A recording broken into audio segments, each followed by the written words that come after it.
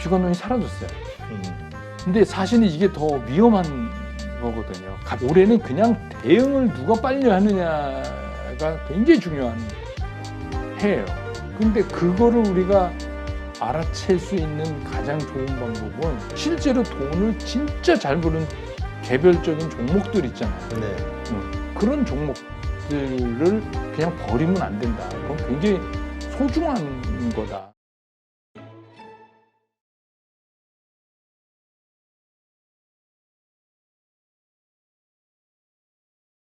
지금 그 미국 시장의 주가가 좀 버블이 있는 거 아니냐. 그다음에 한국 시장도 마찬가지고요. 그리고 이제 경기 침체가 본격적으로 다가오게 될 것이다. 이러저러한 전망들 때문에 이번 여름을 좀 뭔가 증시의 어떤 폭락이라든가 이런 것이 올 수도 있지 않겠냐라는 의견을 가지신 분들이 좀 요즘 늘어나고 있어요. 어떻게 근데 보세요? 이제 이런 거죠. 제가 불안해하는 거는 저도 뭐 40몇 년 동안 시장을 봐왔지만 불안한 건 뭐냐면 갑자기 그런 비관론 있잖아요. 그러니까 경기 침체나 이런 것 때문에 어렵다 그러다가 최근에 미국 시장도 그렇고 우리 시장도 그렇고 그걸 무시하고 그냥 올라가 버리니까 뭐 엔비디아의 영향도 컸지만 올라가 버리니까 갑자기 비관론이 사라졌어요. 근데 사실은 이게 더 위험한 거거든요. 갑자기 사라지는 게. 그리고 파생 같은 것도 보면 최근에 뭐 파생이야 장기 투자하는 게 아니지만 이게 오르는 쪽에 지금 많이 걸린단 말이에요. 그 네. 얘기는 무슨 얘기냐면 이게 극반전이 왔을 때 굉장히 빠른 속도로 빠질 가능성을 배제할 수 없다. 근데 이제 그 급반전의 기간을 통상적으로 어떻게 보냐면 6월 중순에 CPI 나오고 그 다음날 FOMC에서 금리. 근데 어제 같은 경우에 연준 이사가 이번에 동결한다니까 얘기해서 그나마 빠지던 게 조금 올라왔는데 그래도 미국 시장에서도 어제 계속 이식 매물이 나왔어요. 그 얘기는 무슨 얘기냐? 그거 못 믿겠다는 것도 있고 현재의 시장에서 중요한 거는 나머지는 시장을 구성하는 이유에 대한 얘기지 진짜 중요한 건 뭐냐면 시장이 그냥 오르락 내리락 하는 거지 반드시 그 이유 때문에 시장이 이렇게 움직인다 그런 건 아니에요. 그러니까 지금 같은 경우 보면은 오히려 그런 이제 그 경기 침체에 대한 엄청난 그런 어려움이 닥칠 거다는 조금 뒤에 얘기. 그러니까 주식시장은 항상 뒤에 얘기는 별로 신경 안 써요. 그러니까 지금 당장은 어떻게 할 건데 이제 이런 거죠. 근데 오늘 지금 뭐 밤 이렇게 미국 시장으로 밤이 늦었는데 아직도 법안 통과를 못 하고 있거든요. 네, 그렇다면 아무튼 이게 통과가 되면 그러면 이제 그 다음에 우리가 막닥뜨려야 되는 게 경기 지표 관련된 문제라든지 뭐 그런 거임은 분명해요. 그럴 때 시장이 이걸 어떻게 해결하겠느냐. 그래서 이제 제가 늘 지금 요즘 말씀드리는 건데 그래서 지금 주식을 풀로 실는 거는 별로 바람직하지 않다. 지금 그때도 말씀하신 게 한 7대3 정도 비율 말씀하시죠? 6대4, 예, 6대4, 예, 네. 그 정도. 40% 정도는 항상 현금을 들고 예, 가자. 예, 지금은 좀 그러셔야 되는 게 오히려 전략상 나은 거 아니냐. 지금 어쨌건 어느 순간 2,500선은 이제 지지하고 2,600선을 돌파하고 뭐 이런저런 이야기. 그러니까 이런 추세가 어디까지 갈 것이냐에 대한 그 기대를 하시는 분도 있지만 또 꺼질 거를 걱정하시는 분도 있는데 꺼진다 해도 또 그렇게 크게 밀리지는 않을 거로 보는 분들도 상당히 늘어나고 있어요. 그게 이제 왜 그러냐면 주식시장은 굉장히 기억력이 없어요. 사람들, 참여자들이. 매번 같은 일들 가지고 오르고 내리고 하는데, 그러니까 지금 이제 2,600이 넘으면요, 2,650이 넘으면 난리가 날 겁니다. 주식시장. 그 위쪽으로 더 슈팅 올라갈 룸이 있어서. 네, 이제 간다. 그리고 예전에 3,300에서 물려서 여태까지 고생했던 일들은 까맣게 잊어버리는 데가 주식시장이에요. 왜냐하면 우리가 항상 뭐 할 때 52주 신고가 이게 뭡니까? 1년. 그러니까 어떻게 보면 우스운 얘기지만 우리 기억의 한도가 1년일지도 모른다는 생각을 가지고 시장을 보시면 그런데 진짜 중요한 건 뭐냐면 2,600 넘고 2,650을 넘을 수도 있지만 사실은 그때 조심해야 돼요. 주시장은 늘 그랬으니까. 예, 늘 그랬으니까 그때 조심해야 된다. 그러니까 우리가 3,300부터 밀려가지고 지금 2,600, 2,650 가는 거는 사실 아무것도 아니거든요. 근데 거기서 보고 앞으로 이게 얼마를 간다 이렇게 예측하는 것 자체가 좀 넌센스죠. 예, 지금 좀 그렇습니다. 네. 근데 지금 하나의 악재로 보는 게 일단 미국 시장에서의 어떤 주가 변동성, 요걸 걱정하시는 분들도 있고요.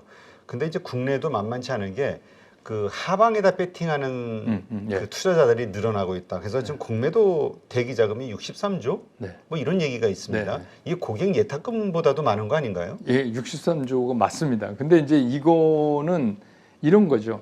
주가가 최근에 외국인이 사서 올라왔으니까 이게 대기 자금이에요. 공매도 친 건 아니에요.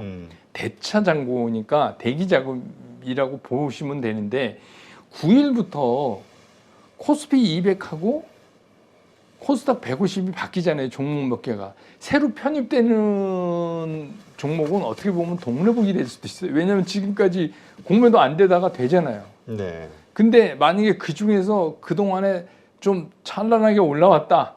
그러면 이제 주 타겟이 될 가능성이 상당히 있죠.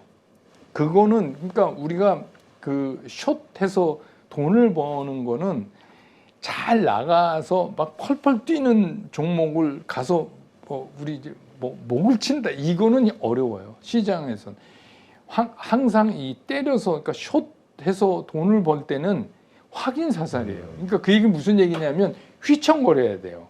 그러니까 여기서 전제되는 게 뭐냐면 이 공매도 대기 자금들이 장이 휘청이면 그 틈을 타서 진짜 번개가 쳐들어올 거예요. 근데 만약에 장이 그렇지가 않다면 그러니까 그 얘기는 외국인이 계속 사준다면 그런 일은 안 일어나겠다. 근데 이제 또 한 가지 재밌는 건 뭐냐면 그래서 어느 정도까지 올랐는데 외국인이 끝도 없이 올릴 리는 없잖아요. 외국인도 정리를 해야 될 거 아닙니까? 네. 그때 외국인은 이제 팔면서 공매도도 같이 할 거래요. 그러니까 이게 하방에 대한 압력은 분명히 있는 거예요. 그럼요. 상당히 그러니까 지금 우리가 아까 반도체도 말씀 나눴습니다만 지금 사실 기대감으로 오르는 거지 실적이라든가 여러 가지 펀더멘탈이 좋아진 건 아니잖아요. 아니죠. 이런 식으로 지금 증시의 상승을 바라보는 투자자가 많다. 그러니까 뭐 시장은 항상 그렇게 움직이는 거기 때문에 계속 제가 100% 현금을 없이 주식을 실는 게 위험합니다 하고 말씀드리는 이유가 시장은 이성적이지 않고 합리적이지 않은 게 주식시장이지만 길게 보면 우리가 왜 강아지 끌고 가는 비유 많이 하잖아요. 길게 보면 결국은 글로 간다는 거예요. 근데 그렇게 이성적인 판단에 영향을 줄 수 있는 각종 경제 지표라든지 뭐 이런 것들 미국에서 법안 통과하면 당장 채권 발행해야 될 거 아닙니까? 그렇죠. 지금 뭐 마침 그 하원은 통과가 됐다고. 그러면 이제 상원. 근데 상원은 뭐 민주당이 많으니까 그러니까 그냥 이제 통과된 거로 봐야 되죠. 그러니까 그렇게 되면 채권 발행하면 그럼 또 이게 유동성이 또 잡아먹잖아요. 사실 지금 미국이 그럼에도 불구하고 뭐 개인 소비 지출이 막 늘어났잖아요. 예측보다. 그러면서 주식시장도 오르고 하는 이유는 저는 이제 개인적으로 그렇게 판단해요. 화폐 유통 속도가 빨라진 거예요. 그러니까 우리 흔히 말하는 M2는 줄었는데 유통이 빨라져요. 그 얘기 무슨 얘기냐면 우리도 뭐 그렇지만 어제 저도 이제 뭐 공항에 잠깐 일 때문에 갔었는데 막 여행 가고 막 쓰잖아요. 그러니까 이게 굉장히 유통 속도가 빨라져서 그걸로 커버를 하는 거죠. 근데 이게 영원히 커버할 수는 없죠. 그런 부분도 우리가 생각을 좀 해야 되는 거 아닌가 싶어요. 네. 그러니까 지금 결국 이러한 우리 작은 시장의 유동성을 감안했을 때 결국은 큰 손이라고 할 수 있는 외국인들이 이제 계속 사주느냐 여기에 따라 이제 공매도 그 대기 자금이 이제 공매도로 확 가겠다는 거예요. 상황 봐서 치겠다는 자금이지.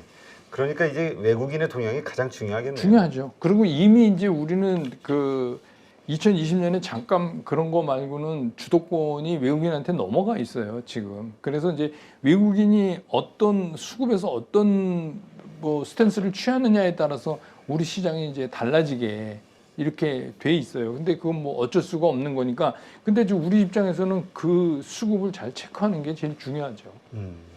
알겠습니다. 하여튼 이 부분을 좀 고민하면서 현금을 항상 40% 네. 들고 가자. 네.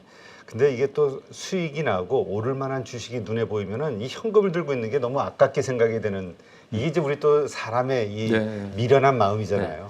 그래서 이제 제가 보조적인 그 지표로 자꾸 기술적인 거를 그러니까 뭐 예를 들어서 이코노미 펀더멘탈 이런 분석은 다 끝났다 이거예요. 그러면 우리가 이제 구체적으로 실제로 매매하는 타이밍을 정할 때는 그런 기술적 분석을 이용하지 않을 수가 없어요. 그러니까 그때는 가장 좋은 거는 기술적 분석을 보는 거예요, 그냥. 그 되게 심플해요, 기술적 분석은. 그래서 지금은 시장을 에워싸고 있는 모든 상황에 대해서 모든 시장 참여자가 다 똑같이 인지하고 있어요. 똑같이 인지하고 있는데 다만 외국인들이 매수를 하거나 뭐 이렇게 돼서 시장이 생각처럼 안 움직여질 때는 그냥 기술적 분석을 보시면 돼요. 수급 라인 보통 이제 파동선을 보시면 아 이게 어떻게 돼가고 있는 거구나 그런 거죠. 네, 알겠습니다. 자, 그렇다면 지금 뭐 최근에 나오는 뉴스 보니까 일본 같은 경우는 33년 만에 최고점 뭐 경신해 나가고 있다 이런 뉴스들이 나오던데 이게 워렌 버핏의 힘이냐 아니면 일본 경제가 펀더멘털이 좋아지고 있는 것이냐 뭐 여러 논란이 있습니다. 그 이제 워렌 버핏이 빨리 알았겠죠. 그러니까 지금 이제 여러분 아시지만 뭐 IRA 뭐 이런 거 해서 미국이 이제 한국 들어와 공장 세워 뭐해 막 이렇게 하는데 최대의 수혜 국가는 미국이고요. 두 번째가 일본이에요. 우리가 아니고. 일본은 살판 난 거죠 지금. 그렇죠. 왜 그러냐면 자 보세요. 똑같은 공장을 한국에 짓는 거하고 미국에 짓는 거하고 인건비가 미국은 엄청나게 비싸요. 그러니까 필연적으로 자동화가 한국에서 공장 세울 때보다 훨씬 많이 돼야 돼요. 그러면 그런 자동화의 핵심 되는 뭐 그 로봇 센서라든지 이런 거의 세계 최강국이 독일하고 일본인데 그 독일 거 쓰겠어요 지금 상황이? 그렇죠. 그러니까 요새 한미일 공조도 잘 된 데다가 그 기시다 총리가 운이 좋은 사람 같아요. 그래서 일본은 몇십 년 만에 최고 지수를 기록하면서 지금 그렇게 나가는 거잖아요. 그러니까 일본은 그냥 가만히 앉아서 이런 상황에서 미국 다음으로 돈 버는 그러니까 이제 일본 입장에서는 미국이 중국 때리는 게 여러 가지로 좋은 거죠. 자기네들이 할 수 있는 일이 늘어나니까. 그래서 이제 우리도 그냥 너무 주식 투자는 이데올로기가 아니에요. 물론 이제 정치는 뭐 다른 거지만 주식 투자는 그런 거 없어요. 그러니까 내가 뭐 비관론, 낙관론이면 자기가 낙관론인데 비관론하면 아 저 나쁜 사람 이럴 이유가 전혀 그렇죠. 없는 거예요. 그러니까 주식 시장에서는 그런 거 하나도 없어요. 근데 이제 비슷한 게 경제죠. 경제에서는 그런 거 없죠. 우리랑 돈 되면 뭐 다 해야죠. 그게 이제 우리나라가 안고 있는 제일 어려운 점이긴 해요. 네. 그러니까 이제 우리도 일본처럼 그런 뜨거운 시장이 좀 올 것이냐 이거에 대해서는 논란이 많은 게 우리가 펀더멘털적으로 미중 패권 전쟁 그 가운데서의 한중 문제 이런 것들 때문에 점점 수출은 줄어들고 네 이렇게 되지 않게 더군다나 중국 자체도 이번에 PMI 지수가 50 아래로 나와가지고 거기서 제조업 불황이니까 네. 우리 경제가 좋아질 이유가 있을까? 경제가 안 좋은데 증시가 좋아질 이유가 있을까? 이렇게 보시는 분들이 늘고 그러니까 있어요. 이제 그게 가장 1, 2, 3 그냥 아주 기본적인 거죠. 예를 들어서 우리나라가 경기가 안 좋다, 수출이 안 된다. 그럼 무역 수지 적자나죠. 그거 경상주의 영향을 미치죠. 그건 뭐냐면 우리가 국부가 획득이 안 되는 거예요. 응? 우리나라는 우리도 자본주의의 목표가 있잖아요. 첫째 국부가 생겨야 돼요. 국부가 안 생기면 무슨 소리를 해도 소용이 없는 거예요. 그렇죠. 그다음에 분배예요. 근데 분배는 뭐 뒤로 치고라도 획득이 안 되는데 이게 계속되는데 주가가 올라갈 수가 없는 거죠. 기본적으로. 네. 그래서 이제 뭐 우리도 뭔가를 좀 여기서 찾아내야 되는 거 아닌가. 그런 뭐 제가 이제 우리나라 경제 정체를 막 걱정할 그 정도는 아니지만 주식시장에서는 그래서 좀 답답할 가능성이 있어요. 네. 네, 알겠습니다. 이러한 것들이 이제 우리가 그 투자를 해나가면서 가장 이제 짚어봐야 되는 점들이고 그런 측면에서 말씀하신 대로 40%의 현금을 계속 좀 보유하는 전략. 네, 그리고 기술적 분석에서 수급을 많이 체크했어요. 수급. 수급. 그러니까 세상 없는 일이 벌어져도 수급이 꼬이면 주가는 못 올라갑니다. 네. 그렇군요. 그래서 이제 이 여름을 이제 전략을 어떻게 쓸 것이냐. 그거는 이제 말씀하신 대로 40%의 현금 보유 전략, 요걸 쓰면 되는 것 같고. 근데 이제 섹터와 관련해서도 아까 말씀 나눈 대로 그 성장이 있는 2차 전지와 반도체주. 네. 근데 요즘 이거 말고도 한국의 더 무서운 잠재 성장이 있다. 그게 엔터다. 이런 얘기가 슬슬 올라와요. 근데 한쪽에서는 엔터하면 맨날 이렇게 올랐다 꺼졌다 이게 기억이 있어가지고. 그 이제 엔터는 제가 이제 오래전부터 말씀을 드렸고 뭐 토픽으로 JYP도 여러 차례 이제 그 공식 석상에서 여러 번 옛날부터 엄청 많이 올랐잖아요. 그렇죠. 그런데 저는 엔터 좋게 봐요. 엔터. 왜냐하면 첫 번째 엔터라고 하는 게 어떤 특성을 가지고 있냐면 우리나라 엔터에 대한 경쟁자가 뚜렷하게 없어요. 그러니까 우리가 아주 잘할 수 있는 것들 있잖아요. 그러니까 우리는 엔터만 하는 게 아니라 엔터가 움직이면 그 다음에 쫓아서 움직이는 것들이 있어요. AI, VI, 뭐 NFT, 뭐 이렇게 쫓아가는 것들을 우리는 그런 상품 믹스를 굉장히 잘하거든요. 그러니까 그런 거를 할 수 있는 경쟁력을 가진 나라가 별로 없어요.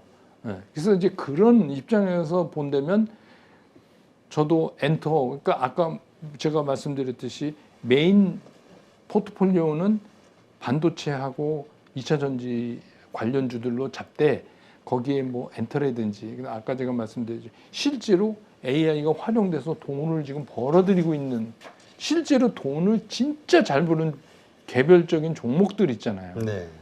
그런 종목들을 그냥 버리면 안 된다. 그건 굉장히 소중한 거다. 그런 거는 뭐 차곡차곡 이렇게 쌓아가시면 되지 않나 싶어요. 근데 이제 올 여름 그 이제 뭐 엘니뇨 현상 때문에 이제 날씨가 상당히 더워질 것이다. 그래서 여름 관련주들을 좀 보자 이런 의견들이 요즘 많이 올라오던데, 근데 그런 종목이 문제가 아니라 이제는 이제 부채한도 협상은 끝났고 이제 타결이 되고 나서 이후를 봐야 되지 않냐. 그러면 아주 엄청난 경기 침체가 올 것이다. 이런 의견을 가지신 분들이 의외로 많더라고요. 근데 또 나오는 고용 지표 보면은 또 괜찮고 참 지금 헷갈려요. 이제 뭐 고용 지표는 이런 거잖아요. 아직은 그게 이제 고용에 반영이 안 돼서 이번 주말에도 이제 나오겠지만 반영이 안 돼서 그럴 뿐이지 점차적으로 고용도 나빠질 거라고 봐요. 그럼 그렇게 봐야 돼요. 그러니까 특히 이제 서비스 부문의 이런 쪽은 이제 그 동안에 코로나였기 때문에 이제 싼 임금을 받는 사람들이 많이 못 들어오는 영향도 있었고 뭐 그런 거지만 궁극적으로는 경기 침체를 피해갈 수가 없다. 그래서 연준이 얘기하는 이제 인플레이션이 잡힌 것 같다.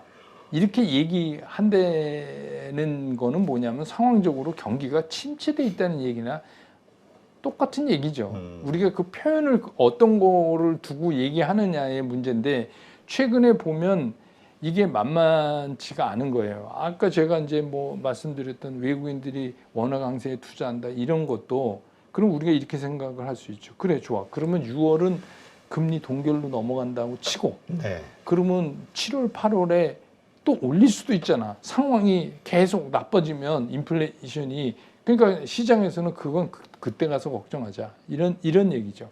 만약에 그때 가서 우리가 얘기하는 파동선이 기술적으로 꺾이면 그땐 다 팔고 가는 거고 아니고 또 무슨 다른 것 때문에 살아나면 그럼 조금 더 버티는 거고. 그러니까 그 얘기가 무슨 얘기냐면 제가 올해는 예측하면 안 되는 시장이다 이런 말씀을 드렸잖아요. 올해는 그냥 대응을 누가 빨리 하느냐가 굉장히 중요한 해예요. 왜냐하면 지금은 그러니까 우리 그런 말 있죠. 군자 표변이다. 뭐 이런. 군자가 의연한 게 아니라 표범처럼 변해야 된다. 주식 투자를 잘 하시려면 아침까지 일했다가 오후에 반대로 바꿀 수도 있어야 돼요. 예. 그 기준점을 여러분들 나름대로 삼으셔야 되는데 제가 추천드리는 거는 그런 이제 이 우리가 흔히 파동선이라고 얘기하는 거를 기준점으로 잡고 시장을 보시면 시장을 오히려 되게 편하게 좀 보실 수 있다. 그러니까 난 저게 움직이면 나는 움직인다. 이렇게 이제 정리를 해 놓으시는 게 훨씬 편하고, 만약에 우리가 예기치 못했던 그런 게 튀어나올 수 있으니까 거기에 대비해서 한 40% 정도의 현금은 그냥 갖고 계시자. 그러면 지금 일각에서 나오고 있는 이러한 경기 침체라든가 불황의 어떤 여파로 올 수 있는 그 증시의 폭락 이런 거 금융 위기, 은행들도 상당히 위험하다 그러고 뭐 미국의 상업용 부동산 위기에 대해서도 계속 경고를 하고 있는 상황이니까 이런 것들로 인한 아주 최악 파국 정도까지는 오지 않을 것이다 이렇게 보시나요? 저는 이제 이렇게 보는 거죠. 왜냐하면 모든 사람이 예측하는 파국은 잘 안 와요. 왜냐하면 이제 그런 게 걱정되니까 자꾸 준비하려 하고 뭐 준비를 해나가고 이럴 거 아닙니까? 그리고 또 한 가지가 뭐냐면 경기 침체라는 게요. 예를 들어서 어떤 돌발악자가 주식시장에 꽝 터진 것 같이 그렇게 안 와요. 경기 침체는 말라 죽이는 거예요. 그러니까 굉장히 가랑비에 옷 젖듯 막 이렇게 숨통을 조여갈 거거든요. 그러니까 그러는 과정에서 우리가 다 인지할 수 있어요. 그러니까 이게 무슨 갑자기 뭐가 뻥 터진 것처럼 와서 어느 날 갑자기 뭐 하한가로 며칠을 내리박는다 이런 거는 경기 침체에서는 그렇게 오는 게 아니고, 이게 우리도 모르게 조금씩 압박해 갈 거라고요. 근데 그거를 우리가 알아챌 수 있는 가장 좋은 방법은 수급이 변하는가를 보는 거예요. 수급, 그러니까 결국 외국인의 매수가 네. 들어오냐 네. 빠져나가냐. 네. 그 결국은 그거 그거는 전체 시장, 코스피나 코스닥 전체 시장인가요? 아니면 종목별로 봐요? 종목별로도 보셔야 돼요. 네, 종목별로도 보셔야 돼요. 그래서 특히 이제 많이 실려 있는 반도체나 2차 전지도 외국인이 사냐 계속 파냐 이런 것도 한번 체크해 보셔야 되고, 결국은 그 수급이 시장을 어떻게 끌고 갈 것이냐. 그래서 전체적으로 경기 침체가 온다 그래도 역설적으로 이런 거예요. 경기 침체가 와서 그럼 다 빠지냐? 모든 주가가 다 빠지냐? 그건 아니에요. 왜냐하면 경기 침체가 오면 사람들이 어디다가 걸겠습니까? 희망에 걸어요. 사람이 참 주식시장이 굉장히 어려운 적이 많았지만 주식시장이 어려울 땐 사람들은 희망을 사요. 그렇죠. 그때 실적이 아니에요. 희망을 사게 돼 있어요. 그래서 조그만 희망도 굉장히 커 보여요. 이번에 AI가 마치 그런 거죠. 조그만 희망도 엄청나게 시장에서는 커 보이는 현상이 일어났기 때문에 실제로 리세션이 와서 시장이 주저앉는다 그래도 전체가 그런 건 아니고 그 개별 종목대로 수급이 살아나는 게 있을 거예요. 그럼 결국 우리는 그걸 해야 되는 거죠. 네, 알겠습니다. 우리가 이번 여름 어떤 투자 전략을 가져갈 것이냐. 네, 지금 우리 당조님께서 말씀하신 이러한 마인드로 또 그 투자의 원칙을 적용해 보면서 내가 가진 주식, 그다음에 내가 가진 투자 원칙 한번 비교 점검해 보시는 거 필요하겠네요. 그리고 지나면서 또 결과가 어떻게 나왔는지도 한번 체크해 보시고 이러면서 이제 자기 자신을 자꾸 그렇죠. 성장시켜 나가야 되겠죠. 네. 네, 오늘도 이렇게 좋은 인사이트 함께 해주신 백만개미 한세구 당주님 감사합니다. 고맙습니다.